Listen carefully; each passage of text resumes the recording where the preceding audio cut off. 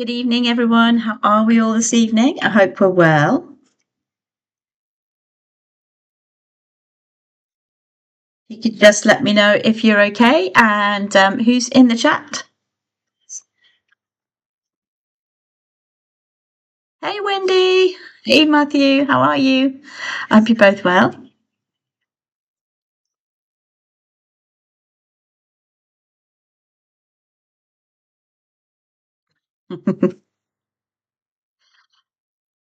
Hello, Terry. How are you? Hi, John. How are you? To excuse the hair, going through a bit of a wild and woolly phase today. Hi, Sarah. And you'll have to excuse my surroundings. I'm actually in a hotel at the moment. So we're going live from a hotel in London today. That's the thing about having to have a day job. Love to do this full time again, but unfortunately, I've got to pay bills. Oh, Rosemary. Was it an eventful festival? That's the main thing. As long as you had lots of fun, that's what's important.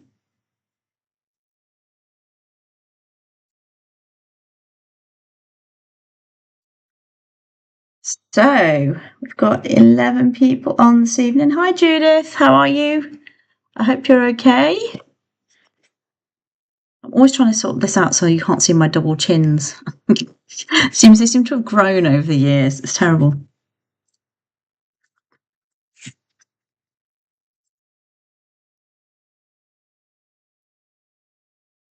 I'm going to put my notes so I can make sure that I can see them as we're going through the tour.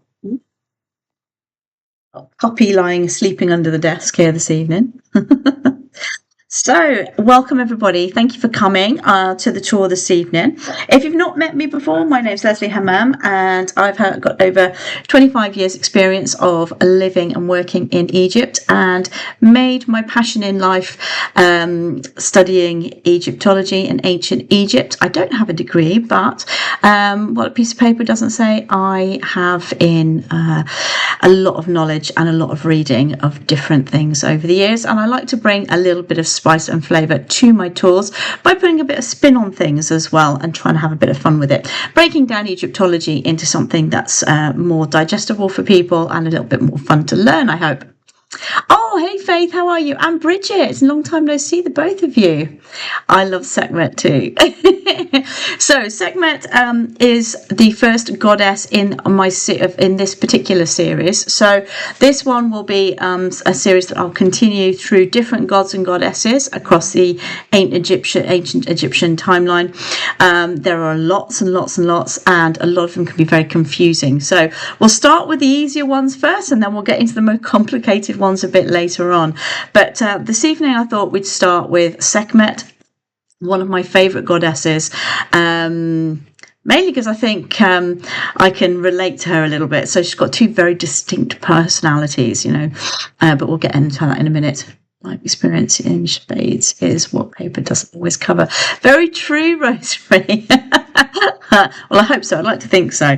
I mean, too old to go and get an Egyptology degree now, really, but, it is what it is.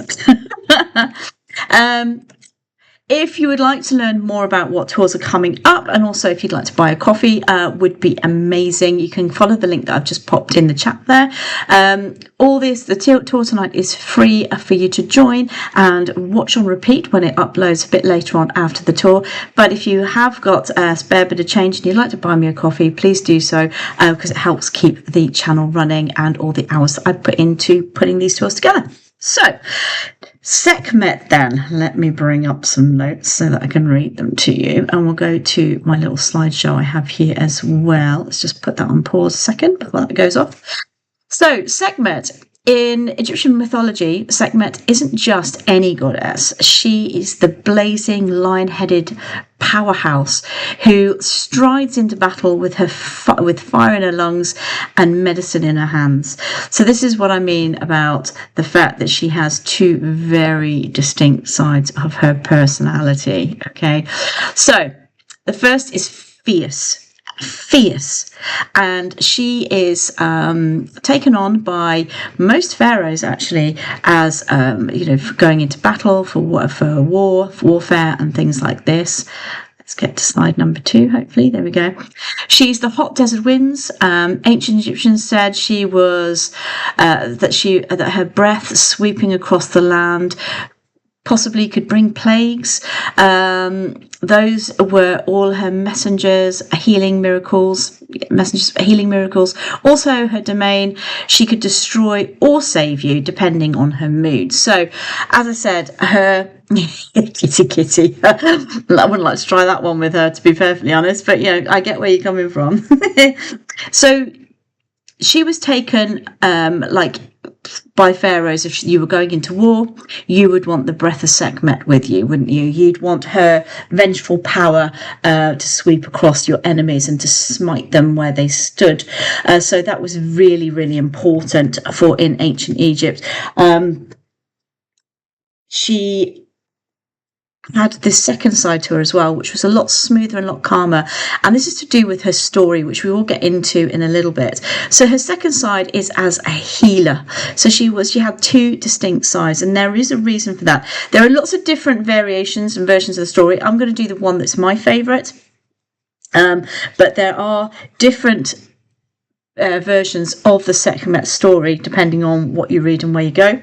And again, it's one of those things that, you have to find for yourself what fits nicer with how you feel about how she would be. I also like to think there's a grain of sand in everything that is said about the gods and goddesses. I know they seem a little bit out there because they're, they've all got animal heads or something like this, but I'll get into what I think a little bit later on.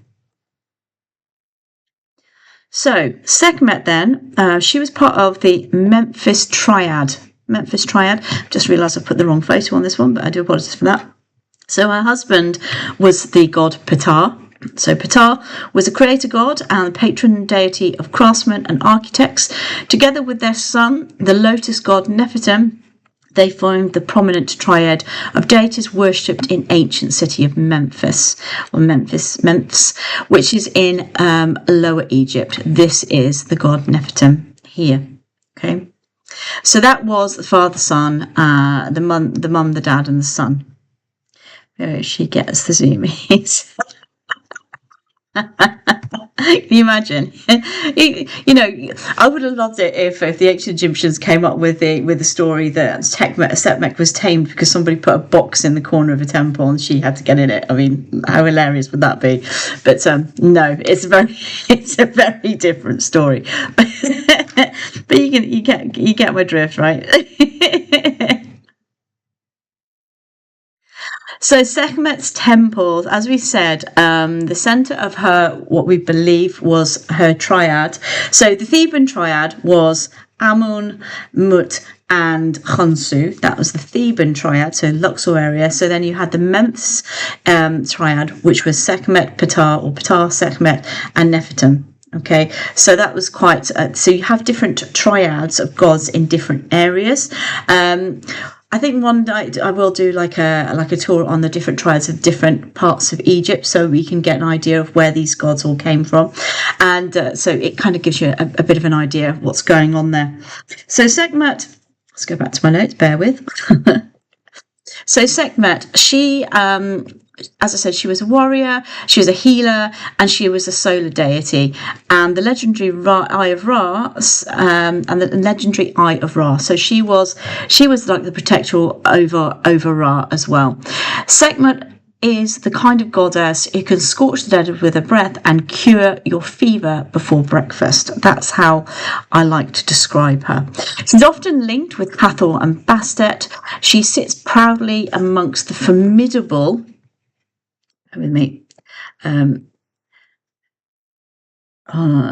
figures of the Egyptian pantheon. As the daughter of Ra, she embodies his wrath, his protection, and his terrifying ability to unleash cosmic consequences when mortals misbehave. So Sekhmet's reputation is fierce. As I said, the hot winds, desert winds. Ancient Egypt said that her breath could sweep across the land and be the bringer of plagues. One of her most dramatic myths tells the day that Ra sent her in Hathor's form. But we will get into that in a little bit. So let's go back to our slideshow a little bit. So this is the temple. Now, it's quite interesting because though we have hundreds, if not thousands, of statues of Sekhmet, so 90%, I would say 85%, not 90%, but 85% of museums that I've visited across the world, UK, Italy, Egypt, I'm hoping I'll be doing Berlin at the end of the year, have Sekhmet statues. They all have Sekhmet statues. I will say that most of them probably come from the Temple of Mut in Luxor. Now, I was actually talking to a friend of mine today because I just wanted to clarify something in my own head, that we haven't actually got as such a temple of Sekhmet. The reason I put this one here, I'm telling you about this one, is because a few years back there was an area. Now I know this because I've ridden past it on horseback, and I'll show a little. It's literally 4 seconds long, this video, but it gives you an idea of where this temple has been found. So it's between the pyramid in Abu Sir and the step pyramid in Saqqara. Okay, so it's literally on a direct line, and you will go past this cordoned off zone, as it was, in the desert. And when I was there taking video and doing stuff for my social media and things like this, the guide that was with me on horseback said, "Madame, you've got to turn your camera off because the police are watching, and this is a very highly secretive area." No idea what he was talking about until a couple of years later when somebody announced that they had possibly found the Temple of Sekhmet. Now, Abu Sir and Saqqara aren't that far from Memphis, so Memphis could have been a large area at the time, so it would make sense that this temple would be found here, but it'd be engulfed by the desert. So if we let's make sure I've got the right one. So this is the video here. I will replay it a couple of times. So that is the pyramid in Abu Sir. So not many people have been to that. You're not supposed to be able to go to that. There's a sun temple there as well. But if you sweep round, you can see there's this part here.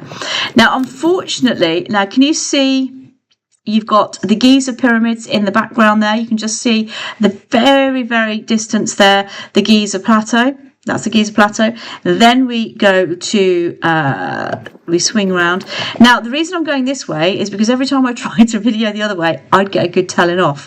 Now, I do have a photo of it somewhere, but try as I might today, I've tried to find it, and I could not find this blooming photo anywhere for the secret area.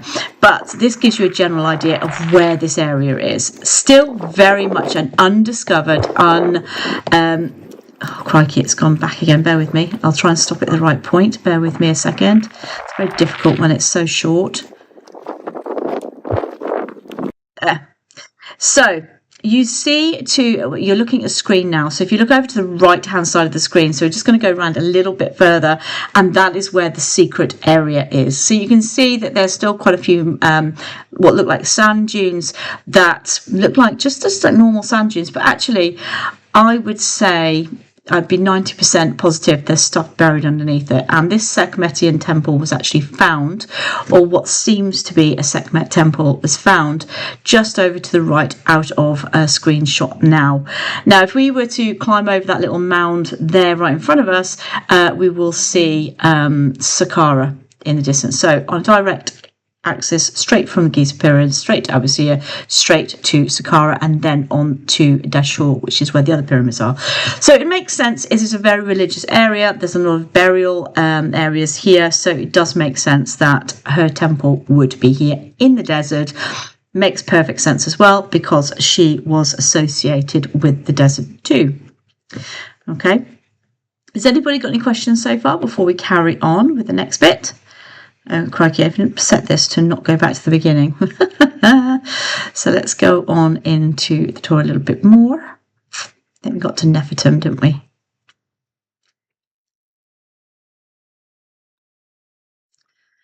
Is anybody else getting a little bit fluey at the moment, or is it just me? This English weather is really vexing me at the moment.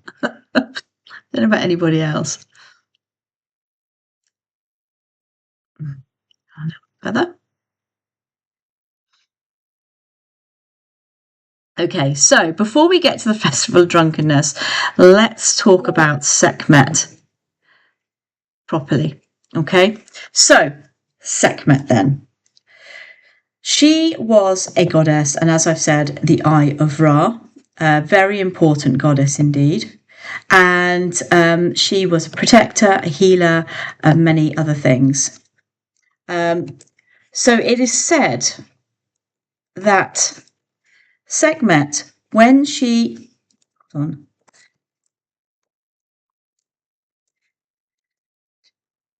on, the people became very disillusioned with the gods, very disillusioned with the gods, and instead of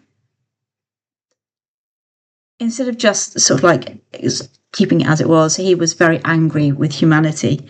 So he sent Sekhmet down to punish mankind. Now, unfortunately, she did a very, very good job, because instead of just punishing mankind, as in, you know, just slapping them on the wrist, maybe taking the heads of a few people off, she took to her lioness form and she nearly wiped the whole of humanity out. Now, the only way to stop this is, like, Ra was like, oh my goodness, what am I going to do? You know, I've set wheels in motion. I can't stop these wheels now. What am I going to do? She's gone rogue. She's decided to go and kill everybody. So he got his primary gods and goddesses together and said, right, what are we going to do? How are we going to slow this? How are we going to slow this goddess down? I don't know what to do. So they came up with a plan. And the plan was, we had to slow her down and stop her in her tracks. So they took, I think it was supposed to be 5,000 barrels of wine. Some say wine, some say beer. Some say it's beer coloured with pomegranate juice. Some people say it's red wine. And they filled the Nile with the wine or beer mixture. Sekhmet, when she woke the next day to finish off the job that she'd been set to do, she went down to the banks of the Nile, thinking it's blood, and started drinking from the Nile. She got a little bit tipsy, she got a little bit drunk there, and she fell asleep. And she slept for, some say 1,000 years, some say longer, some say shorter. When she awoke from her sleep, she was very, very regretful of what she'd done.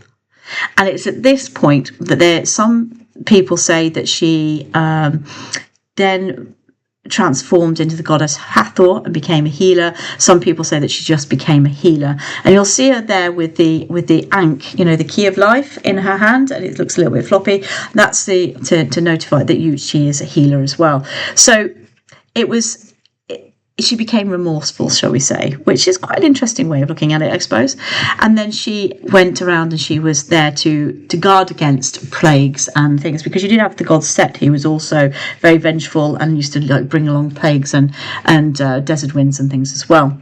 So it's quite an interesting way of looking at the story. So this is when we get to our, I bet the slideshow's gone back to the beginning. Yeah, I told you it would. Darn it. The Festival of Drunkenness, okay? Quite an interesting festival, this one. So the Festival of Drunkenness, this is Luxor Temple, by the way, and this is the open courtyard in Luxor Temple. I do have a bit of video to show you so we can actually walk through it so you can see it firsthand. And it is said that you would have festivals during the year that, like, everyday people could go to, and you could go to a certain distance into the temple before it was a no-go zone, and then it became very sacred within the inner sanctum, which we, you know, if you've been on my tours before, we've been all the way through this temple a lot over the years. Now, this is the open courtyard where you could just go. You weren't allowed to go any further than this. And it is said that this is where the Festival of Drunkenness would take place. So if you were chosen to go to this festival, you would go and you would party hard. Okay, so the idea of the party was that you are reenacting what happened with Sekhmet. Okay, so and to appease the goddess by doing this. So you go in and you drink and you drink and you drink. You'd probably be a bit ill. You drink and drink and drink again. Doesn't matter. You would party all night and all day. There'd be lots of copulation going on. There'd be all sorts of shenanigans going on. Now, when I read about this story, it did change my view about walking across these flagstones to get across and think, oh my goodness, what kind of things have these flagstones seen? I mean, goodness me. So this is just one of the temples this happened in. There were other temples across Egypt this would have happened in as well, but this was just one of them. So basically it was just like having a massive party, a massive blowout once a year to appease the goddess Sekhmet. And just for a little bit of atmosphere, this is what it would be in the evening time.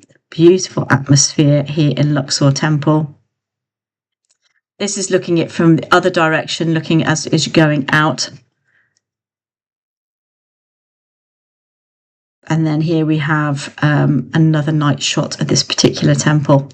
So it's very atmospheric, this temple, and anybody that does go to Egypt, I always suggest that you go to Luxor Temple in the evening time because it is a stunning place to go at night time. So let me just, so you can see it actually in real time. I haven't gone through the whole video because that would be a different tour entirely, but we can get to see the lead up to this particular open courtyard from Luxor in Luxor Temple. So we're going to go through the colonnade, which was built by Amenhotep III, and then make our way. Now, can you imagine being your average everyday person just walking up into this area, and you know you're just going to have a great night out, but you're doing it for the gods, so you know you're taking one for the team by doing this. But this is just incredible. This whole courtyard here. It's just a beautiful, beautiful place. But also has a very different side to it, doesn't it?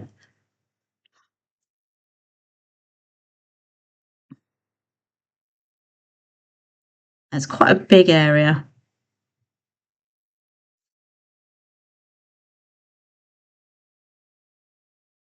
And then this is the part of the temple that we're not allowed into as everyday people. So then we're going from the open courtyard into the inner sanctum, which we're not allowed to go into. So we're not going to go in there today for that specific reason. Now, as I said, Sekhmet was very vengeful, and I find it quite interesting because Luxor does have an incredible amount of statues dedicated to her. Now, this is some of the hieroglyphics, by the way, that you'll find in temples and tombs related to the Festival of Drunkenness. Now, if you can believe this is a wine bottle and a massive straw. A massive straw. Can you imagine having a straw that big? If you want to see a straw, an actual ancient Egyptian straw, there is one on display in the British Museum, actually, which is quite funny.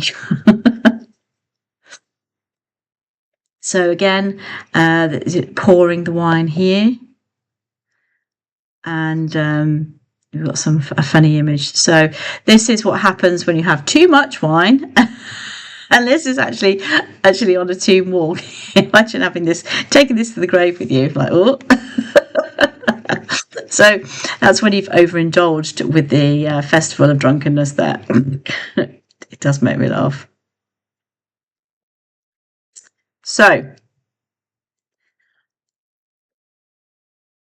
the story of Sekhmet is quite interesting because, as we know, we do have these two sides to her, and as I've said, we haven't found a real temple dedicated to her. She's always on temple and tomb walls. She's always featured there quite a lot for varying different reasons, but there's not been, apart from this one like secret place that nobody's supposed to know about yet, an actual temple to her that would tell us more about Sekhmet herself. So I'm hoping in that, before in my lifetime, we get to find what the discovery in this particular area is, because I think that would be fascinating to know more. Now, Sekhmet herself, she, as I said, a lot of the statues that you will find around the world have actually come from Luxor. So why in particular did Luxor have so many? Why is there so many? Well, if you go to the Temple of Mut in Luxor, which I am hoping to get some video of in the next couple of months, there are a lot of Sekhmet statues in there. A lot of Sekhmet statues in there. And this was actually built by Amenhotep III.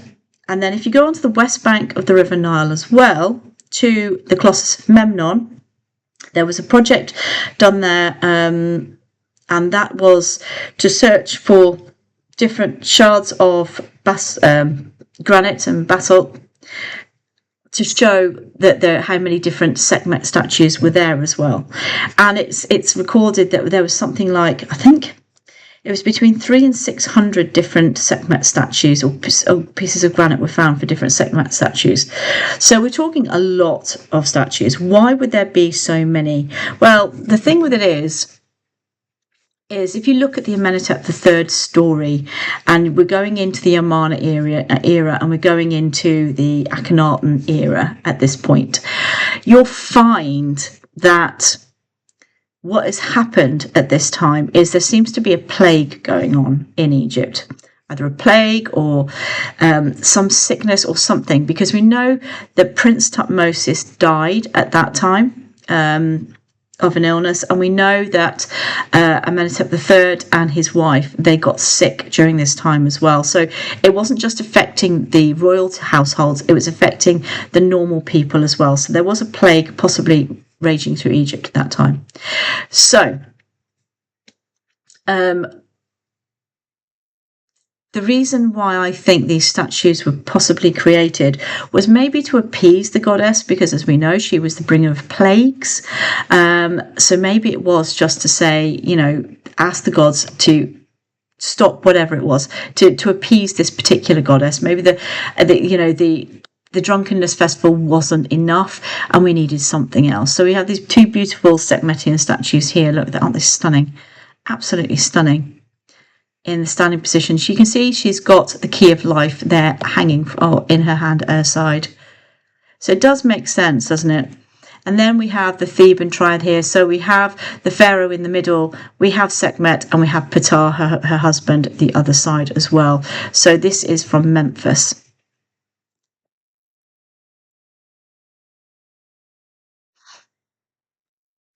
Again, Ptah and Sekhmet here. So we've got all these little bits of information from her. We've got all these iconic bits of jewelry and hieroglyphics and things from different places all over Egypt. But as I said, there was an awful lot. The main place that you will find the statues was actually in Luxor. Now, obviously, the making of the statues didn't work. Because it was after Amenhotep III died, Akhenaten came into power and then denounced the Amun priesthood. So whatever happened at that time didn't work, and the people of Egypt were very disillusioned, or I should say the pharaohs were very disillusioned at the time with what had happened, so had decided to move their religious centre then to the capital of Amarna.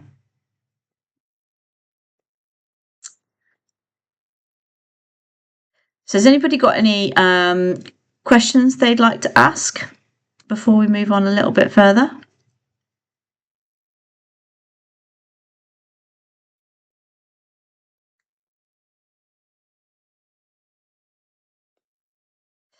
So when did Sekhmet first appear? She's been around since the 5th dynasty, so she's a very old goddess. She wasn't. We don't think she was around from the very beginning, but she was again around from the 5th dynasty, and she goes all the way through into the Ptolemaic periods as well, so the later periods. So she's around for a long time. As I said, Amenhotep III seemed to have commissioned over 700 statues of her in a mortuary temple. and an army of lionesses, would be it would have been seen as radiating divine power, so to help whatever was going on at that time. She was also the spearhead for the armies as well, which was really, really important. Is Sekhmet always a lioness? Yes, she is. She's always a lioness. Sometimes, I don't think I've ever seen her in human form, actually. It's always been as a lioness, which is quite interesting. There are quite a few different feline I say feline gods and goddesses around, but Sekhmet is definitely one of the most important ones, and you can see her sitting on this throne here with the sun disk above her head, indicating she's Eye of Ra. I love this. This is like, I think it's a mirror, but I could be wrong. It is a beautiful piece. I still can't find out. I keep coming across this image. Where it is in the world, I don't know. But I would love to see this firsthand, because it's an absolute stunning piece of artwork, isn't it? Stunning.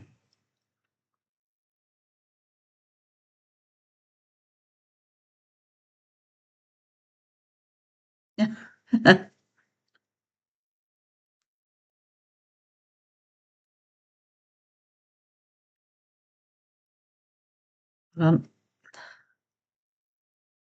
Go on. Sorry, keep having to stop and start. So a little faience Sekhmet there. It looks like it was, it's got like a little ring through it, so possibly an amulet hanging from the necklace.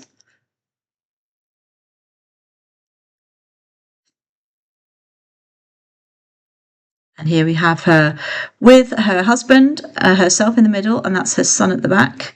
So that's the Memphis triad. Now, see, I'm going to come to that in a minute. I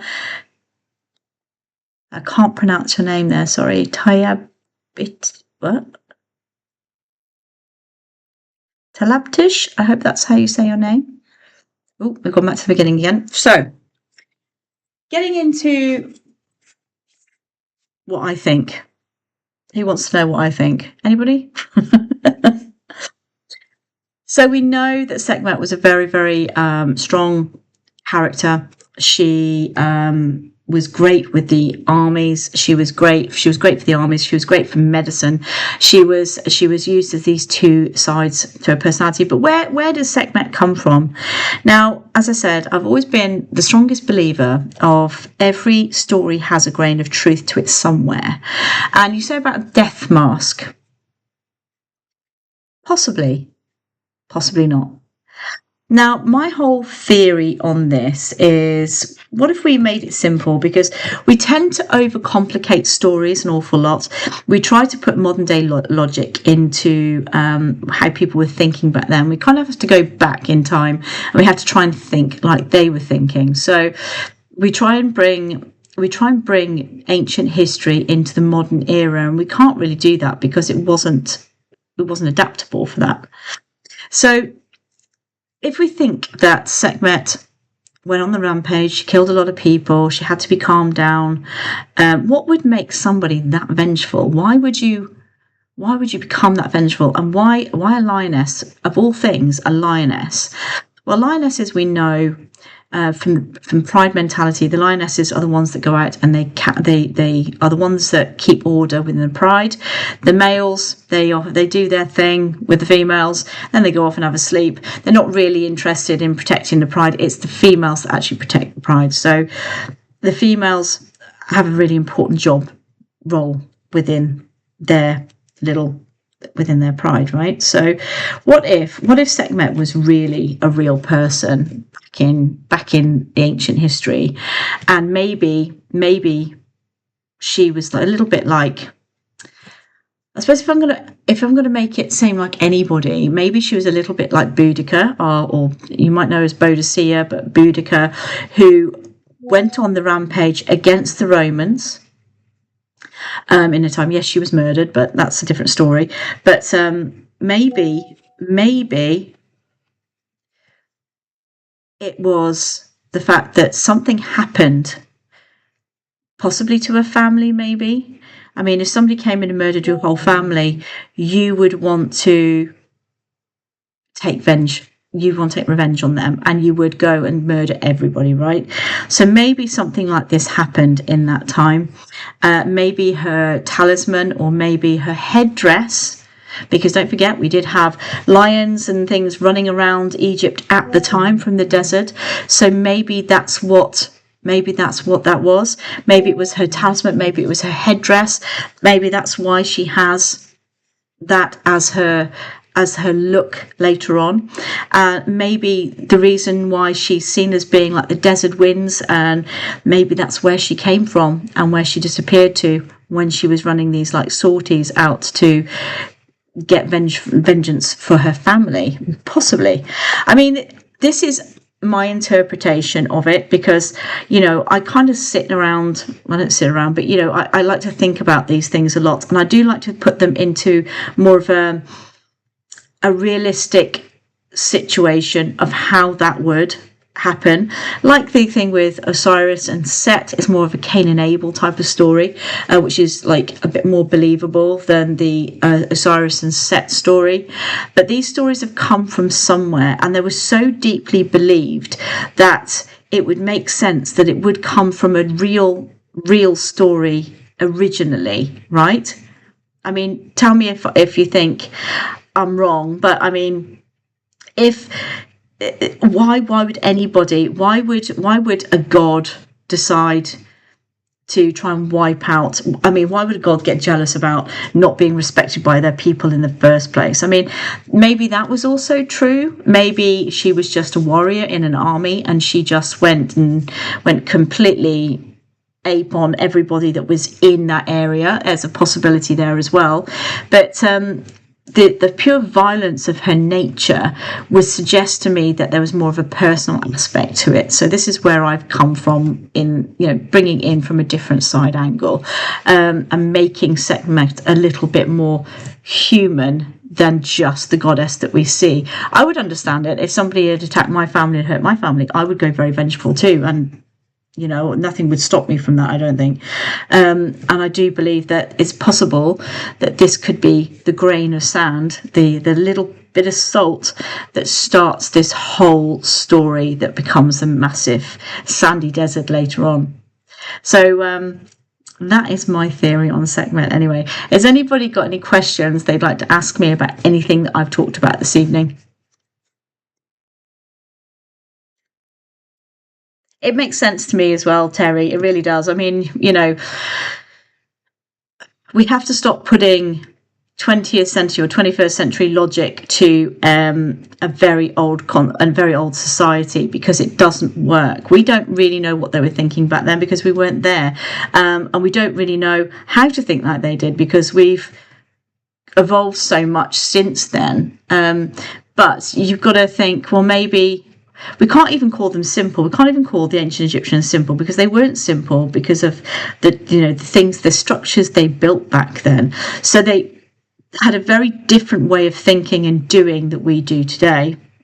But I do believe that everything starts from somewhere. So a little grain of truth from somewhere, and that sparks it off. I mean, they believed these things for about 2,500 years. How big are the statues of Sekhmet from the Temple of Mut? They're quite big, actually. I'm just trying to think of one that you've seen, Wendy, that I can. They stand probably about 2 meters. Definitely about 2 meters. Some of them are sitting, and they're still huge. If you go, in actual fact, Wendy, if you go to the Turin video, in my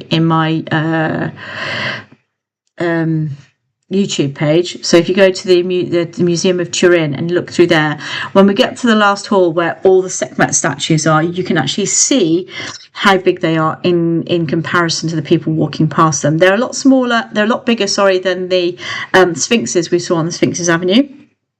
They are smaller than the great big Ramesside statues that we saw in Luxor Temple, but they are, if I stand next to it, they're literally half a body, if not a full body of me again, standing, and I'm 5'4". They are human life size or a bit bigger. They're a bit bigger. They are a bit bigger than life size. Yeah, all of them. Even the ones that are sitting down, they're still, even if you sat me down on a big chair next to her, she'd still tower above me in some. There's not really any small statues of her at all. I think you've got a life-size one in, yeah, you do actually. You have 3 life-size ones in the British Museum, actually. As you go down the hallway that's got all the statues in, where the Rosetta Stone is, over on the right-hand side. Well, that's where they used to be. I don't know if they're still there. So then, that is it for me this evening. I hope you've enjoyed coming on the journey of Sekhmet. I hope you've enjoyed my little interpretation of her there, and it's given you something to think about. There is a lot out there to read, but you have to be a little bit careful with your Sekhmet study, because there's an awful lot of Sekhmet is still revered today, and there is a lot of people that like to still worship her, if that makes sense. But some of their information on their websites, I hate to say, is incorrect. A lot of people will tell you that her temple was in it was in Karnak. It's not. The statue that people go to see of her, that's in the dark room, I think I did take you guys that came to Egypt with me into there. That's not the original place for the statue. It wasn't supposed to be there at all. It was actually in the Temple of Mut, but thieves tried to steal it, and they got it as far as near where the Ptah temple is, and they got found, and it was caught, and they managed to bring the statue back, and then the guardians put the statue in the Temple of Ptah, which is a little bit, you can understand why, because obviously Sekhmet was the wife of Ptah, so it made sense that she'd end up in there. So there isn't actually a temple of Sekhmet in Karnak that I know of. I could, if I'm wrong, please do DM me and let me know. But I've been around that temple hundreds and hundreds of times, and I've never seen a temple of Sekhmet in there. The only, as I said, the only thing that you would sort of see of Sekhmet are all these statues, which were put there by Amenhotep III, but it's the Temple of Mut, not the Temple of Sekhmet. So it was Mut's temple, not Sekhmet's temple. So there you go. So I hope you've had a really interesting evening with me this evening. Thank you very much for coming with me. As I said, if you'd like to buy me a coffee, please do check out the link in the text there. And every little helps. As I say, Tesco's. So if you can buy me a coffee, that would be very much appreciated. But I will be back next week. What am I doing next week? I don't remember. Let's have a looky look while I'm with you. What are we doing next week? We are... join me on Friday, actually, at 4 p.m. UK time, because I will be cooking up a storm of an Egyptian dish for you. I'm not quite sure what I'm going to be doing yet, but there will be a cooking show at 4 p.m. UK time on Friday, and then the following week we will be doing a walkthrough of one of the tombs in Egypt. So do come and join me for that. I will be getting some more a new video put onto my YouTube page there for you as well, so it gives you something else to have a look through. But thank you very much for joining me this evening. It's been my absolute pleasure, as always, to entertain you as much as I can. I hope you've enjoyed this. If you've got a special god or goddess you'd like to learn more about, do drop me a DM. You can either do it through my Buy Me a Coffee page. You can drop me a message in the chat here, and I can have a look at it later on, or you can get hold of me through I think Buy Me a Coffee is probably going to be the easiest one to actually get hold of me on. I don't know if you can message through YouTube. I'm not sure. I can't remember. But if you want to get hold of me, do that. Tell me what god or goddess you'd like me to do next, and I will look into that for you. But until next time, have a wonderful evening. It's been my absolute pleasure. My name is Leslie Hammam, and I will see you all again very, very soon. Until next time, have a great weekend. Stay safe out there. The cat bester. Gotcha. Until next time, I'll see you all again soon. Bye for now, everyone. Love to all. Bye.